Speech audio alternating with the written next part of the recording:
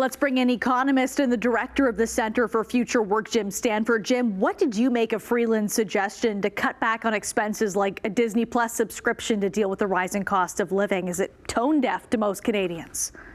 You know, politicians of all stripes always try to pretend they're just like normal people living real lives, and it usually backfires on them. So, I think this does come across as a rather token statement, and we see it from other politicians. I see Mr. Polyev out there talking about how much he loves the working class, and he's had a great big MP's pension plan and lives in a taxpayer-funded mansion. So, these politicians should just stop pretending, talk about the policy issues, and don't patronize us by acting like they're normal people.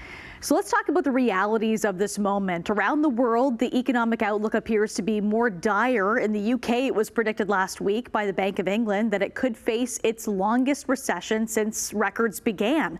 Is the federal Canadian government doing as much as it can to prevent a major downturn here?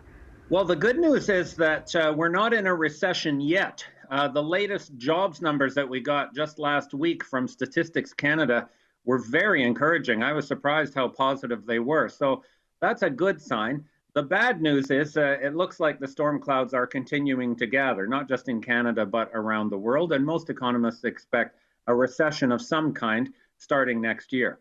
Now, the main cause of the recession is the very big interest rate increases that we're seeing from the Bank of Canada and central banks around the world in most other countries.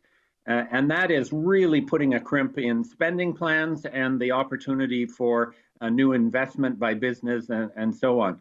So this is still there, and I think we are going to see probably a recession next year.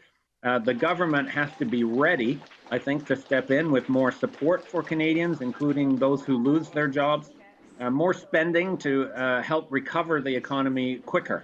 And I hope that they're ready to do that. I think a lot of people like the news you can use. So is there anything Canadians can do to prepare for a possible recession next year?